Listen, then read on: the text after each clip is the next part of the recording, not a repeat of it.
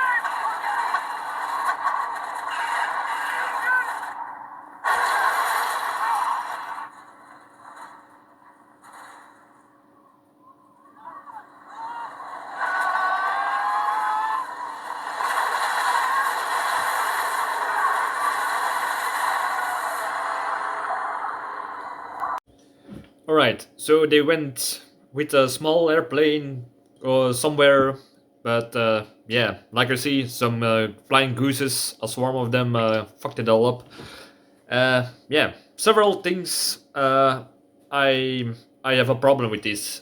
First of all, yeah, those were a lot of geese, so the pilot. If I think with such a slow flying plane, the pilot should have seen that thing, or at least be aware of it that these things could happen. But I'm not a pilot, so yeah. But that's just my idea. Second thing, the only the two people in the front were wearing seatbelts, and Anthony Hopkins and the other guy didn't. So yeah, always wear your seatbelt is what we can learn from this, because I don't. It's it's hard to think that they will survive it. They were lucky enough that they could reach water instead of crashing into the hard rocks or a mountain. So in that regard, they were very lucky actually. But yet again, even this shows you, even as some routine flight, even if it's a passenger flight from some commercial aircraft airline or this kind of small private planes, and there is always something that could happen. Always keep that in mind. Don't think you're invincible. There is always a chance that the engine will fail or some flock of birds will fly into your window. So yeah, that's something to think about when you're going to travel. You're not invincible, and always wear your seatbelt. Very important.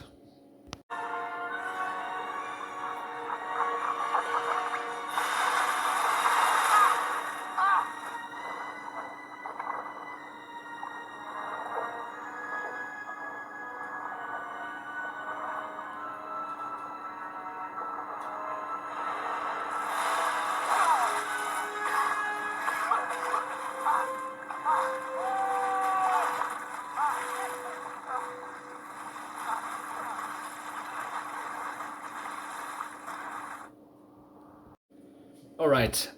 I like this Hopkins character because he had a knife. So with that, because of he had a folding knife, he was able to cut down the seatbelt of the guy who was unconscious or something in front of him, and that way you could save him. So that's really good precaution thing you can do.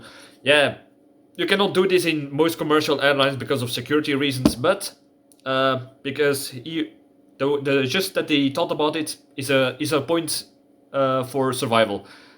Second thing, he also did this kind of.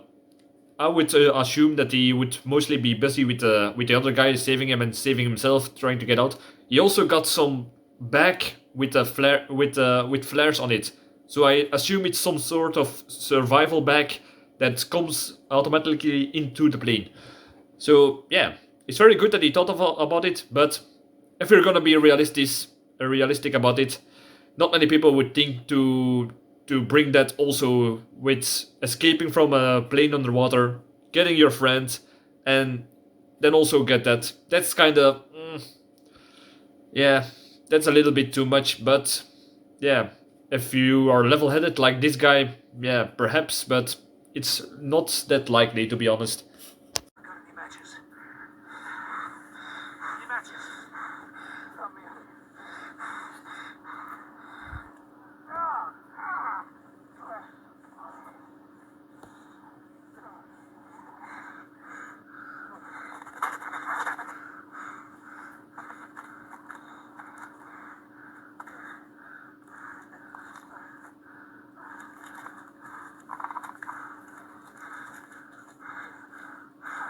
We'll make a fire. Right here. Make a fire.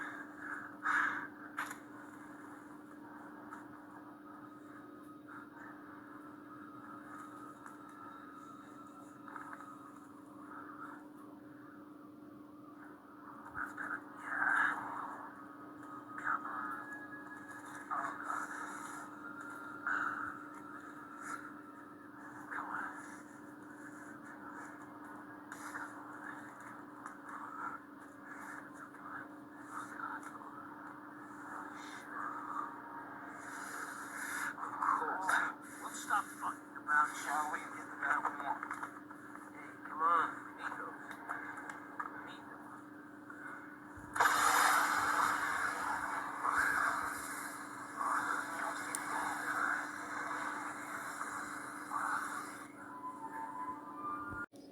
All right, I like this scene, and why? Because it's very realistic. They got into the water. I assume the climate in Alaska is very cold. So, yeah, the moment you get out of water and you're totally soaked, even if it's not freezing, but it's as long as it's under body temperature, you should get dry. You should get warm as fast as possible. So it was very good that those guys were that one of the guys had some matches on him, so to make try to build a fire. But as we can see, this is just why I like this scene. Yeah, have you noticed that they came out of the water and they were like freezing, like freezing? They were shaking. That's still a good. That's still a good sign. That's mean that their body, their inner body, is trying to get warm by shivering. The moment you stop shivering, that's when it's getting dangerous for hypothermia. The moment that your muscles are too exhausted for shaking, that's when it gets dangerous. So remember that. And it's also realistic because even though they had matches, they built a damn good fire because it was just not a few sticks on each other. It was sticks stacked on each other in some sort of a square pattern with some other kindle between it. So it was very good. And yet again, the fire failed probably because of the wind. So if they would have put their fire somewhere where the wind was less, perhaps around those rocks that you see, or make some makeshift wall with a few sticks or some dirt, or make a pit where the wind doesn't cannot blow out the fire, then it perhaps would have worked. But yet again, they were in a hurry, so they were frozen. They were in a hurry to save their lives. So the stress and the panic, yeah, that's perhaps the reason why they forget that. But another thing is, because it failed, and because Anthony Hopkins brought the bag with flares, the guy just said, let's just use the flares to get this fire started. Yeah, and Anthony Hopkins said, no, we need those for later, for when they're coming to search for us. But it was a life or death situation, and I agree with the other guy to have used the flare because, yeah, the fire went out, and time is of the essence when you're suffering from hypothermia. So, yeah, these things we can learn from this scene. Yeah, I like it. It's very realistic, to be honest. What is water? Stacked. Quite a bit of it. For a signal fire. When they come for us, they'll see the smoke. Huh? Why would they come for us? they know we went to the cabin. They go to the cabin, they'll see the note.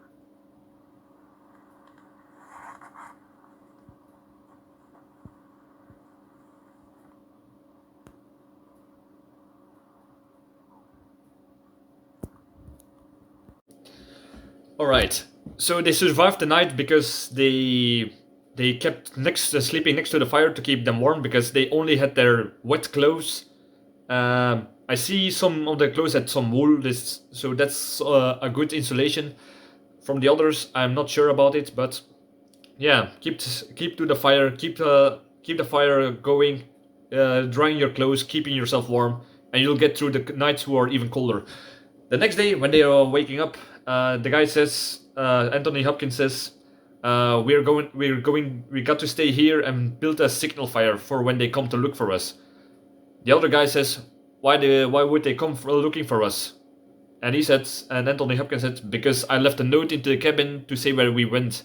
So the other people will see that and will come after us. And Douchey McClown over there took the note. So that's bad. Nobody will know where they went with the plane to start a search and rescue operation, and they will not even have an idea in which direction. So it was very smart from Anthony Hopkins to leave a note to say where they went. You should always do that if you're going to hike, if you're going somewhere, even in a bug out situation, if your family is looking for you, always leave a note to say where you went so people will know which direction you go, and if they not hear from you, that they can search for you. So yeah, that is very good, realistic. So now they're actually fucked. So they'll have to come back on their own terms or find civilization if they want to survive. Rub it on soap, magnetize it, and place it on a leaf. Yeah? And a compass. The needle travels with the needle. Right. Yeah.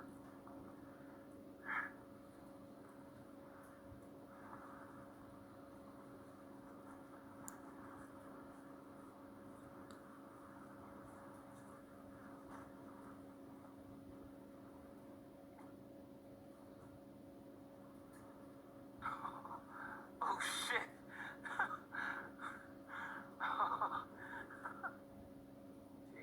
Works. It works. Alright, this is yet another good idea. First, they tried they must find a direction to go back to the place where they went to make a signal fire to know, where they have more chance that people will see it. Alright, and first they tried the watch method. That means that if you have just a manual watch, you keep your point, how do you say this? Your big point to the sun, and everything between that point and 12 hours, that is south, I think, if I remember it well. Depends on the hemisphere also. So, but they couldn't do that because two of them, their watches were broke, and one of them, their watches was lost.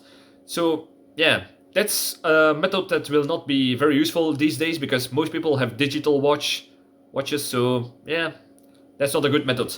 What they did was, it was very smart that Anthony Hopkins did. He took just a paper clip. He made it more straight. He magnetized one end of it with his sleeve, which was made of silk, because yeah, he's a millionaire. And he put it on a leaf, and that he put on the water. So the magnetized piece of the paperclip turned towards the north. That was very smart. That's way they could have found directions. What they also could have done was use the shadow stick method. You put a stick into the ground. You mark the end point of the shadow. You wait 50 minutes till the shadow have moved. You put a marking on that end of the shadow, and the first marking is the west, and the second marking is the east, and right on 90 degrees of it, that's the north. That's and also, yeah, you can watch my video about navigation skills where I showed this method, but it was very smart what he did. So yeah, I like it.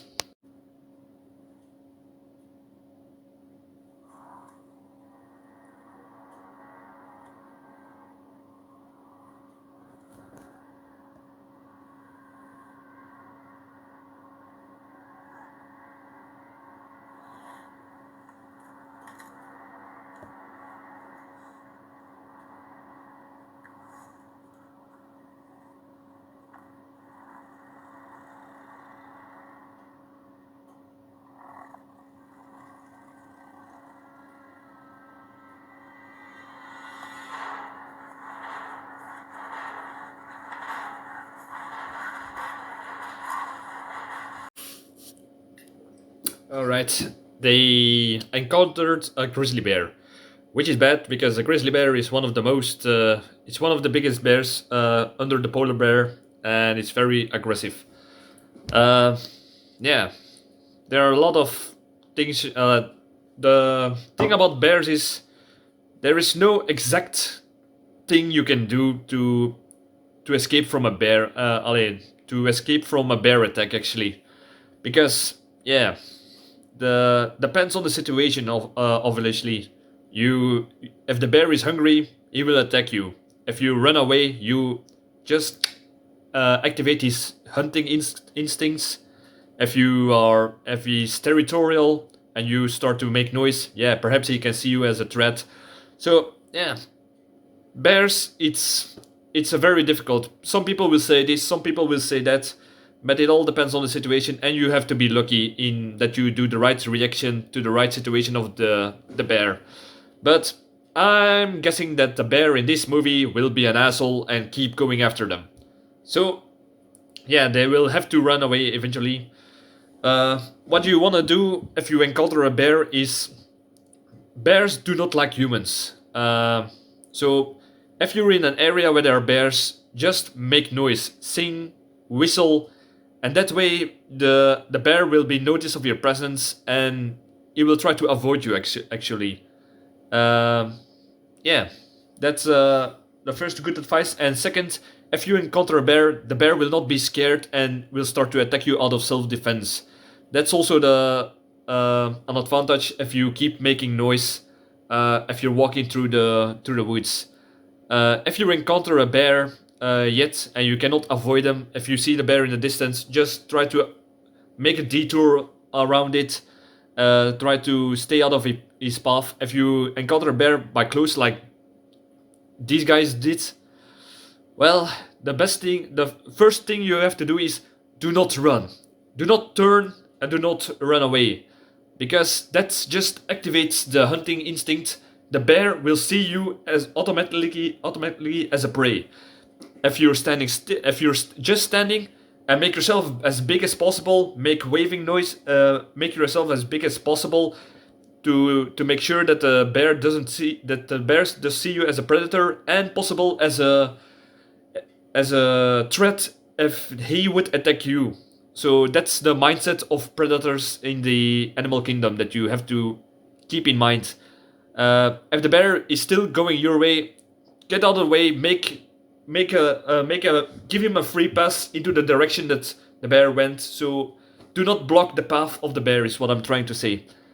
And if you're going to get away from a bear, do it sideways. If you go back, yeah, that could mean for the bear that you are running away. If you do it sideways and the bear is here and you just go sideways, that's that's something that you that's another thing that you give away to the bear, that you say, I'm not afraid of you, but I do not want conflict, and the bear will in most cases will do the same. So yeah, bear attacks, you gotta be lucky and depends highly on the situation of the bear. So yeah. What are we here? And we don't know what the hell we're doing here. What are we gonna do? We're gonna die. Nobody knows where we are. We got nothing to eat. Oh, I see. So what are we gonna do? See this? Gonna make a spear. You want me to make a fucking spear? Yeah. I'll take that. I'll take it. Good. Fine. Okay.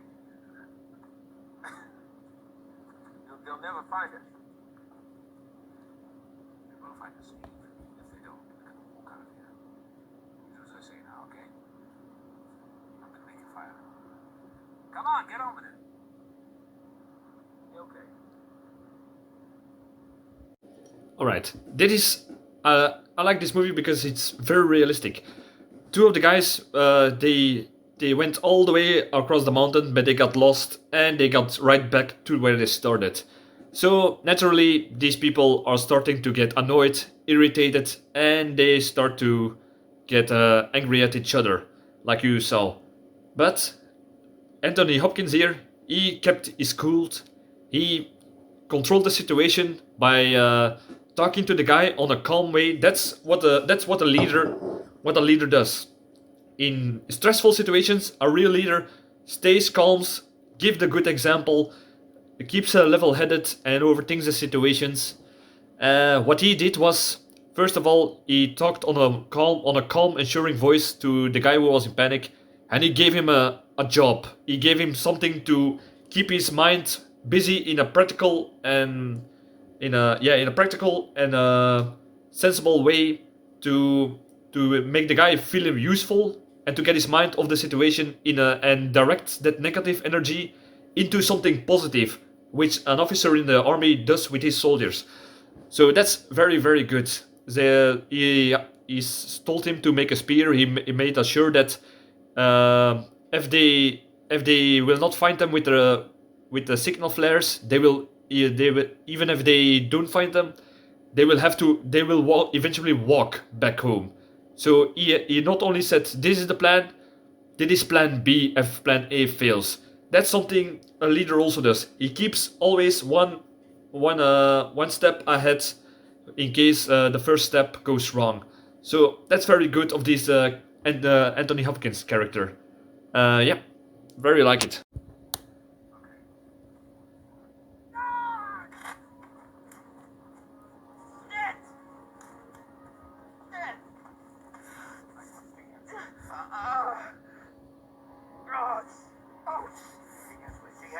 What have I done? What have I done? Jesus. It's deep. I'm not gonna lose my leg. It'll be alright. Now press down both hands. Put your hands there. Okay. There. Alright. Okay. Alright. Now pull this tight as you can take it, okay?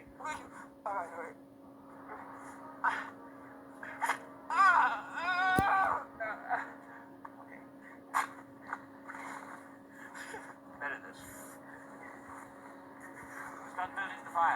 Oh, for fuck's sakes. So what happened is the guy who had to make the spear, he cut himself. He cut himself very deep. How? I have no idea. So yeah, perhaps it was better that Anthony Hopkins did this dangerous work, because yeah, it was a city person, and that city person is not used to make such things and handling it like that. So perhaps that was a bad idea, but otherwise, yeah, he was in getting angry. So, but yet again, this is something a prepper should do in these situations. If somebody's wounded, first aid skills are very important. So always keep your first aid skills good. Keep them level up and keep practicing them just in case like this. The cut was deep, they said, so they made bandages or a bandage around it from a scarf. So yeah, so that's fair. That's a very good first aid. If it was not an artery, I think, so that's good in this situation. But yeah, they will have to improvise a crutch right now so he can walk on that without further injuring the leg. What I found odd is he said to the guy who the pieces of pants that had blood on it, bury this. He said, but I guess that's so the bear will not be attracted to the blood, I guess. But yet again, the guy is still bleeding, has still a bandage around his improvised bandage around his leg. So bearing that piece of blood, that piece of cloth with blood, will not make that big of a difference because a bear can smell very, very well. So yeah, we'll see what will happen next. Yes, we are. How are we gonna get out of it? Okay, you see this,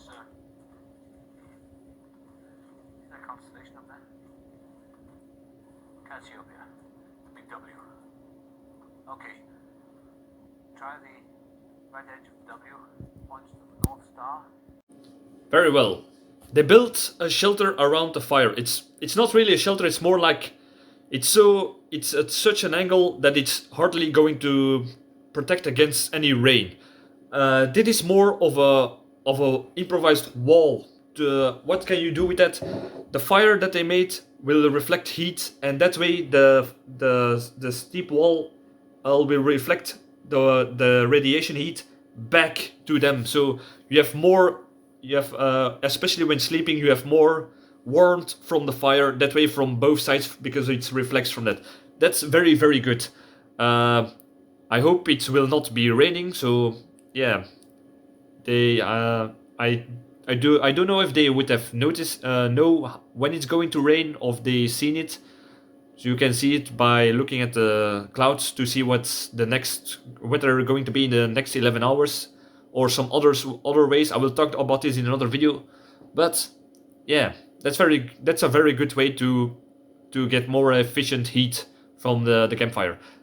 Next thing, he is trying to direction now, keep this direction now because of the constellations, which is actually just some knowledge he's just blowing off here because the it's now no use to use the north to find the north through the constellations on that way because you're not walking, you're just sleeping, you're just going to keep sleeping through the night. So yeah, if you're going to walk in the night, that's constellations could help, but in this situation it's just to talk and just keep busy. So yeah. Stay back!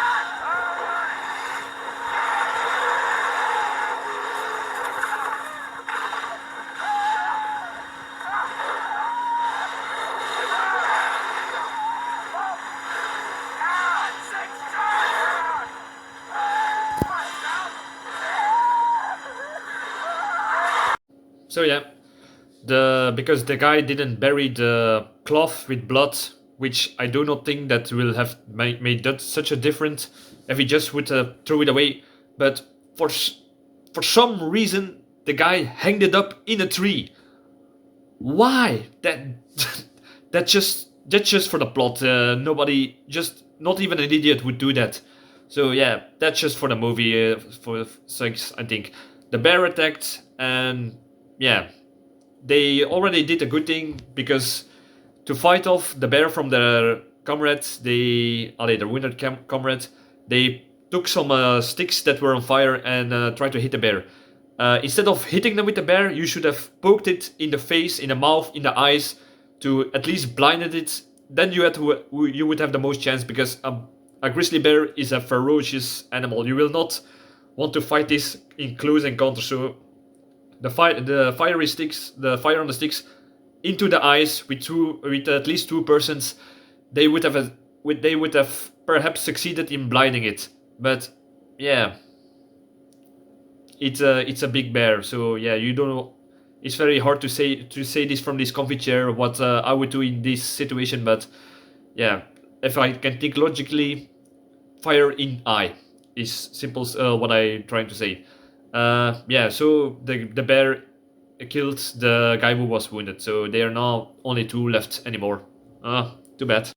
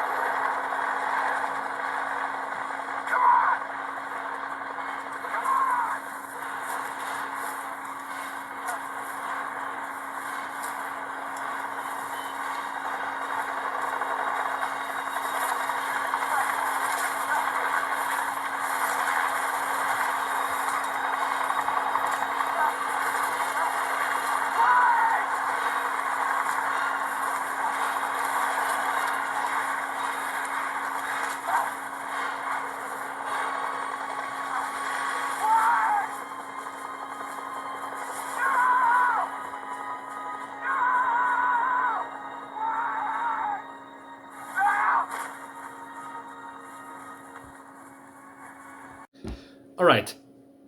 Very. I like this scene. Yeah. First of all, they caught us. They wanted to caught a squirrel for some food. If you if you want to if you can catch small game, yeah, that's a good survival strategy to get some meat, some proteins, some energy you can get through. Yeah, very good. It was a very elaborate trap that they made. So yeah, it's a little bit too much, I would say, but yeah, for the job it did. But it's unrealistic how uh, how fine the finally the trap was made. But yeah, I'll give it a pass. And yet again, a helicopter that was unexpected flew over and they missed them. Yeah, I cannot blame them because they did not know somebody would come looking for them because they douchey McClown over there took away the note that said where they went. So yeah, they could not have foreseen it. If they could have foreseen that some helicopters would pass by, they could have made some signs. You could have how do you say this? Make a sign that would have been visible from far away, something that looks unnatural from the sky, like dig the words SOS in large in the grass fields like you saw before. That's a possibility. Try to make some sticks with in unnatural ways with directions where you are going. All those SOS signals and international ways to show where you're going to rescue groups. Yeah. Another thing they can try is if these are professional rescue troops, I would say try to find out in what kind of a pattern he was flying, just from looking at the helicopter, because rescue groups are flying in certain patterns. They will try to do box methods where they will try to always scan a little bit and go back to a point, so you have more chance that if they catch up to the certain in the certain direction that you will find them again, or they will follow rivers in certain patterns because most people will travel by rivers, and so that's also a good strategy, I would say. And next is some encirclement. So they start from a certain point and they start to spiraling around a search area, and that way they can and still find those people that they are that lost people that they are looking for. So yeah, if you can find the pattern that the helicopter would fly in, if they are professionals, yeah, that's something you can do. Oh, what a movie!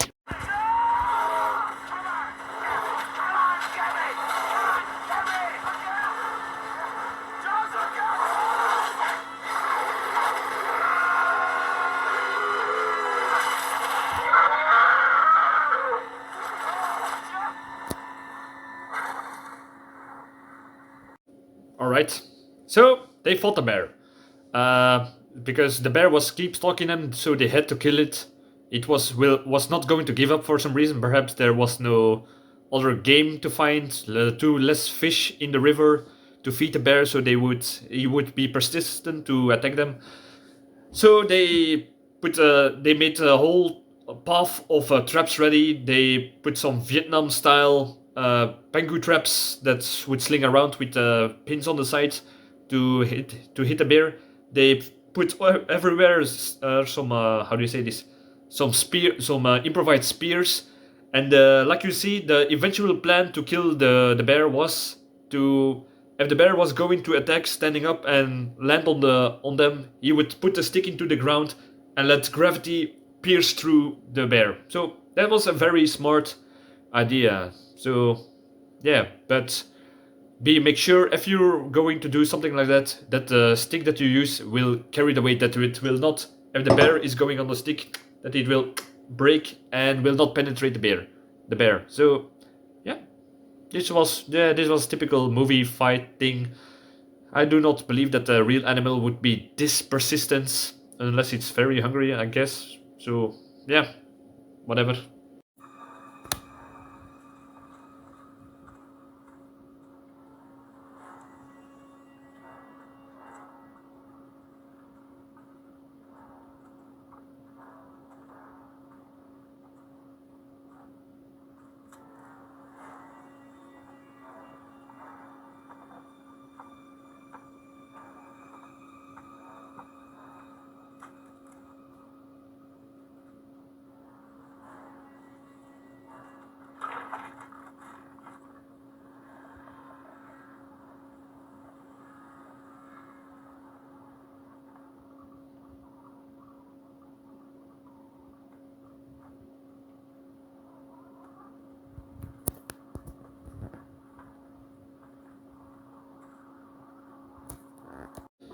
So what I like about this scene is they made clothes, more warm clothes from the from the pelt of the bear, which is a very good. It's I'm kind of wondering how they, yeah. Anthony Hopkins read a book about survival, but to make such coats out of to cure and dry the pelt of a bear, how to skin it, and how to sew with improvised ways and find thread. Yeah, even if you have read that book like Anthony Hopkins did in the beginning here, that survival book, it's very hard to put that in practice if you never practiced it before. So I find that kind of hard to believe. Second thing I like is the improvised backpack. If you noticed on the one guy's back, he had some sort of a Minecraft backpack on his, which are just a few sticks bind together with some pelt from the bear, and that way they could take on more supplies and food that they found on their way. So yeah, that's kind of a good thing they did. They found some abandoned cabin, I guess, from hunters perhaps, and they found medical supplies, some old food. I don't know if it was edible. They found booze, a gun with ammo. So yeah, that the gun, all the food was rusty. All the tin cans were rusty, and all the other things. But the gun was in good conditions, which is perhaps it was a gun-loving hunter that was living in this cabin. But yeah, it's kind of weird that those things are just fine. Alright, so they will try to escape now with the canoe that was next to the cabin and see if it was seaworthy to say. Alright, let's see what they will do now. Do you know that I do? What the fuck are you thinking? Now turn your back, Charles, and I don't want to hear any more of your goddamn nonsense. I don't want to hear it! How close we become, and how this and how that, you stupid son of a bitch. You want to die now, you're not the man with all your wealth. You understand me? I said turn your goddamn back. Oh, listen to me. Don't go any further, Charles. I said turn your back. No? You know, life's a short thing, Charles. Full of betrayal. In many ways, you're well out of it.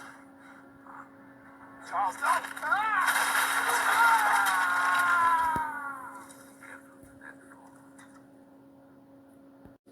All right. So even after all that, that guy was still going with his plan. He's cheating.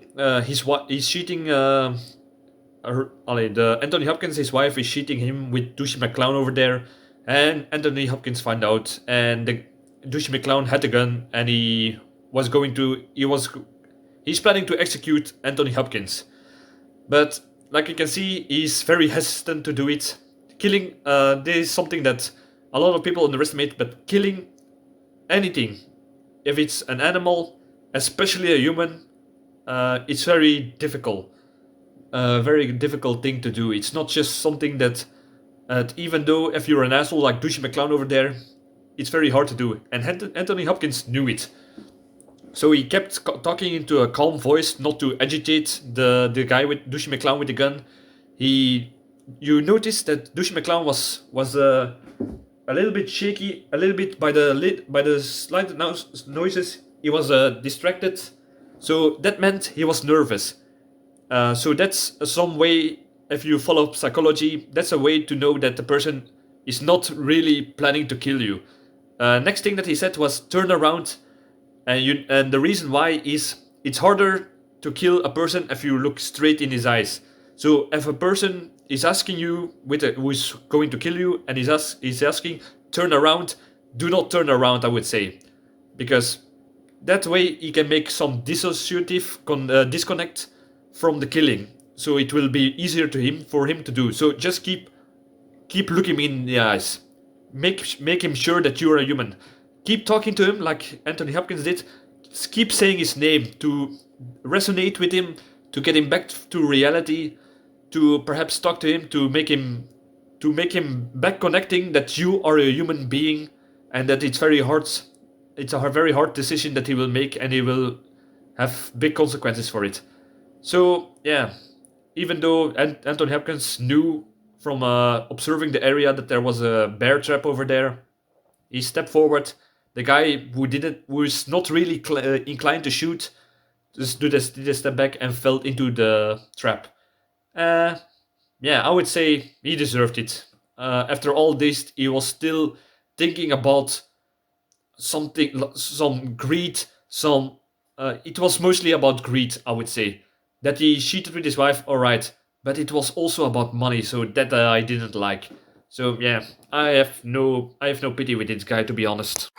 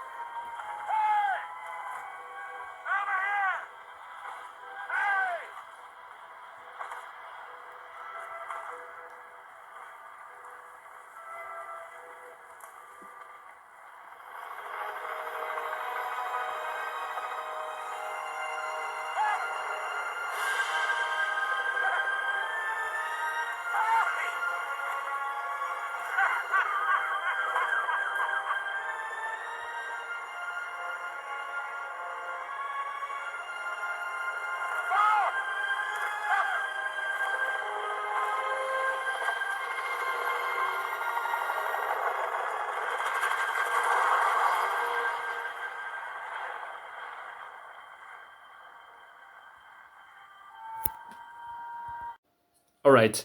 So he's after all this, he still saves Douchey McClown, who fell into the bear trap, got pierced by some pointy pungy sticks to say, and he tried to put some as much. Tried to put a tourniquet on it, so because he had an artery nicked. So yeah, that was he's going to lose a lot of blood, and he still put him in a canoe and traveled with him along the river, and directed by the map that they have found it in the cabin. So yeah, that's uh, that's very good, very nice of Anthony Hopkins to do. But yeah, it would be very hard to sleep next to a person who first tried to kill you, even though they're wounded.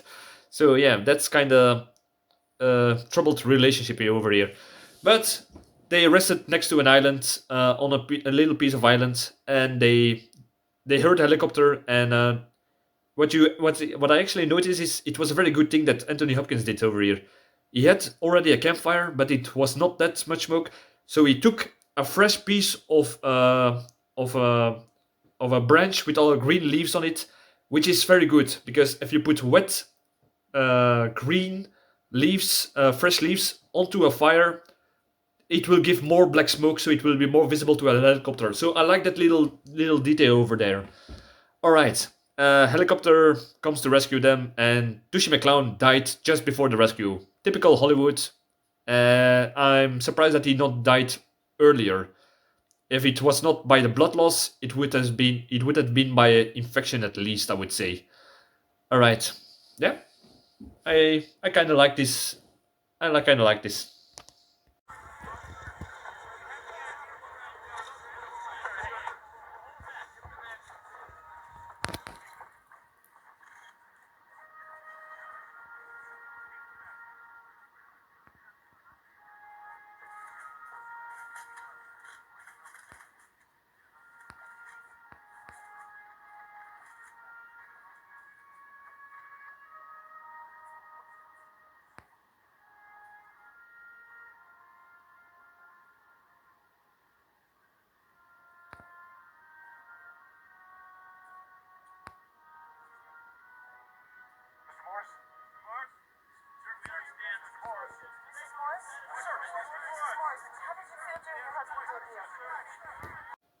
All right. So this is the end of the movie. The Anthony Hopkins comes back, and yeah, his cheating wife. He gave her the watch from the guy that she cheated with and tried to kill him. Was planning to kill him actually on this trip. So yeah, that's going to be a very cold relationship, I would say. What I noticed is there was a lot of police over there, and yeah, that's something that not many people think about after such an ordeal. If people go missing and only three people, no, four people would go missing, and you're the only survivor, especially if there is a body next to you, you will be questioned. You will not just be automatically a hero. You will be questioned, and there will be an investigation. Is what I'm trying to say. And in worst case scenarios, a trial. This happens during the when that plane crashed in the Alpines with a rugby team, I guess, in '73, I think. They resorted to cannibalism in Argentina, I think, and yeah, there was a trial to see whether they were guilty of it because cannibalism was a crime in that country. So yeah, but eventually they dropped the charges. I think I'm not sure about it, but legal questions are still going to come after even the worst ordeal if you go back to civilization. So that's something that is also very realistic, to be honest. So this was the movie The Edge. I liked it. It was gave some very practical tips and showed not only what you can do, but also what can go wrong. Even if you have a good plan, it can still go wrong. So that's why I like this movie a lot. Uh, yeah, good tips, good survival tips. I do not have much, yeah, human mistakes, but yeah, who doesn't make those? I like this movie. So yeah, that was the end of this movie review. Uh, people would can people who are into this stuff can learn a lot from this movie. To be honest, yeah. So like, subscribe, it would help a lot. And yeah, see you next time. I will do another movie review in some time. So I'm looking forward for that. Bye.